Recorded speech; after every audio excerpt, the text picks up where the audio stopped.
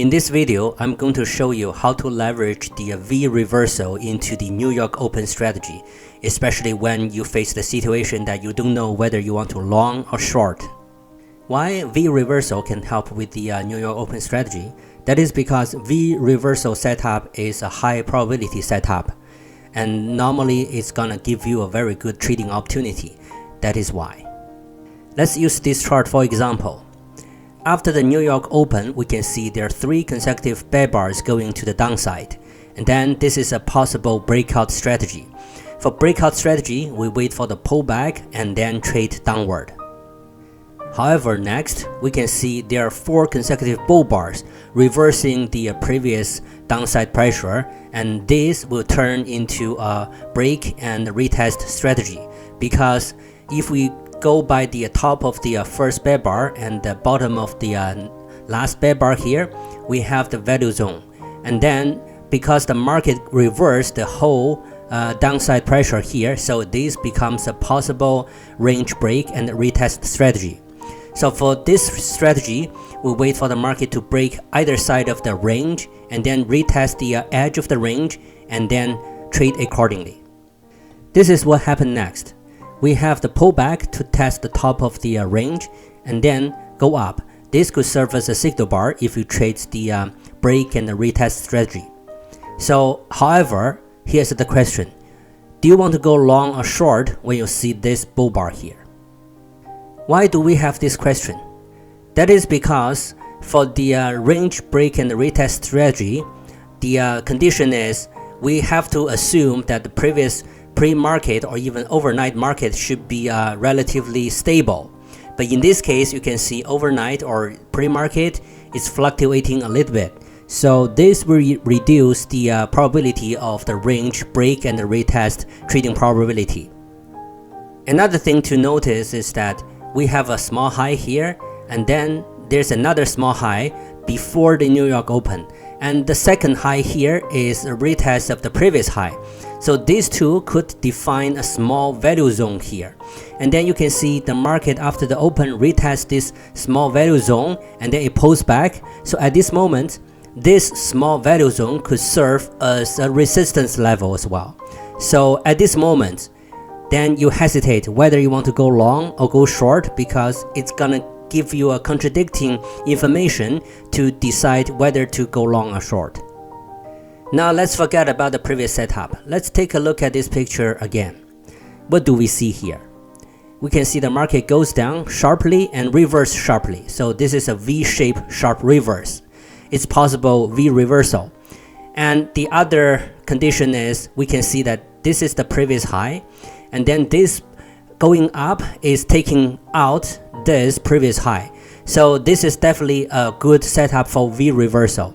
So if that's the case, because the next leg is going up, so we're waiting for the pullback here, and then this bar can serve as the signal bar for the V reversal setup. So that's why we want to leverage the V reversal setup into the New York Open strategy as well. So in this case, we have one more setup to help you to go long. In my previous video, I also show you how to use the trend line to help you with the New York Open strategy. Here's the trend line.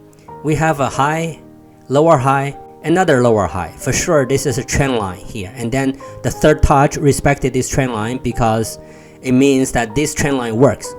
However, right now you can see that market goes up and then break the trend line, and then go down to retest the top of the trend line here, and then here comes the signal bar. So in this sense, this is a trend line breakout and a retest strategy. And then this strategy will help you to decide it should be an upside pressure. You want to trade up, which means long. Now let's have a look at whether we want to long or short. From the short side, what we have first is the previous value zone resistance. Like we said previously, there is a high, and then it defines a value zone. So right now the market respects that zone, seems to be that way. So it supports the short. And then second is consecutive bear bars right after the open. We have 1, 2, 3 going down. So these are the support for the short. Then what is supporting long? First, we have the range break and the retest strategy. Second, we have the V reversal strategy. Third, we have the trendline breakout in the retest strategy. And fourth, we also have consecutive bull bars here. And then we have 4 bull bars, 1, 2, 3, 4, and then bars are larger than the bear bars. So by reading the chart and then seeing the support evidence for long or short, we can decide higher probability it should be a long. So this is how we decide after we see this bull bar, we need to go long.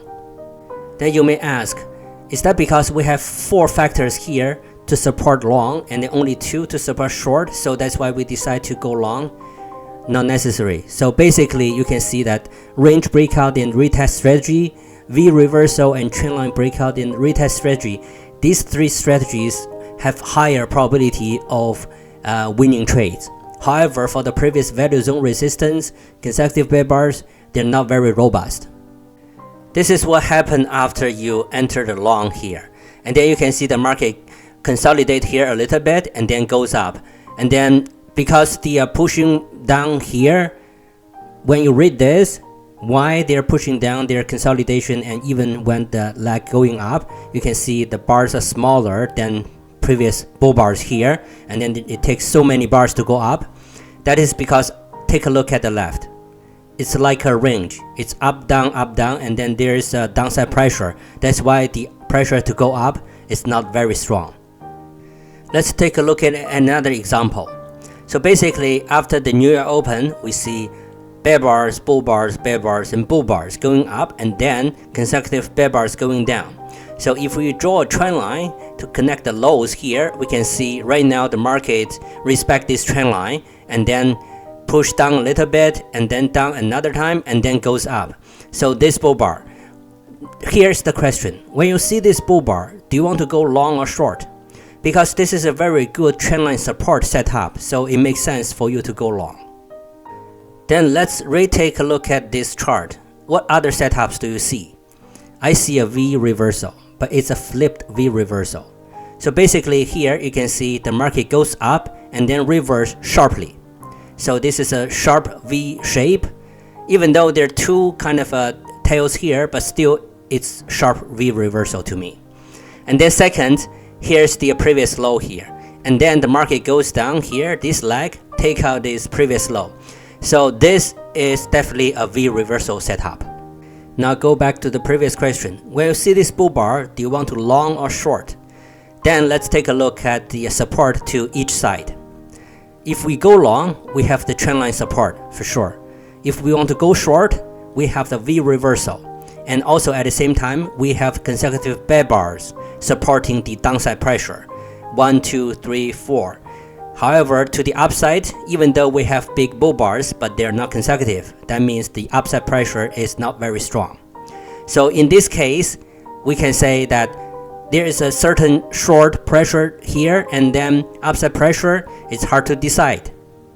If comparing the trendline support strategy and the V reversal strategy, which one is better strategy, giving higher probability of winning trade? I would say V reversal. If you are not certain, it's better to sit tight and then hold, do not trade, and then see what happens next for the market.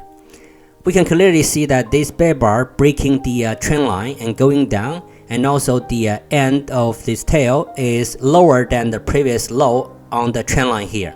So this increases the downside pressure. So when you see this, it's possible a trendline breakout. For trendline breakout, you want to wait for the pullback to retest the trend line and then trade short. And also, this can serve as the signal bar for the V reversal if you're not trading the trendline breakout. Because for the V reversal here, it goes down. Even here, there's a pullback. This could serve as a signal bar, though not very good. However, it is not penetrating. The next bull bar is not triggering the trade. And then push up first time, second time, and then this is a very good signal bar for the V reversal setup. Next, instead of going down directly, the market reverses again with 2 consecutive bull bars, and then this bull bar is very big. So this could be a test of the trend line here. And then next, if there's a signal bar, we can still trade down, because this is the first push with the doji bull bar, second push with the trend bar, third push with 2 consecutive bull bars. So still within 3 pushes, So that's why we can wait for the pullback and then trade down. The next bar is a bear bar here. So this is a very good signal bar for the trendline breakout. So you can enter here. However, if the market didn't go down too much, instead it continued to go up, that means the fourth push up, then you need to exit the trade. This is what happened next. Even though there's a small push up here, but it didn't just go up to break this signal bear bar here. So that's why after that the market goes down. You can see that leveraging the V reversal in this example, at least we do not trade up when we see this bull bar, and at least we do not trade up based on the trendline support. So we can also leverage the trendline breakout here and then to trade accordingly. So this is the combination of different strategies together for you to decide how to trade up or down. And then one thing to notice that here the market is not very strong, because when we read the candlestick bars, right after the open we have bull bar, bear bar, bull bar, bear bar, and then after here we see the consolidation. So this trend line is not very strong anymore after multiple touches, because there are consolidation here. And then even going down here, you can see the market reverse back up. So by reading the whole chart, the market is not very strong, so you should scalp rather than swing.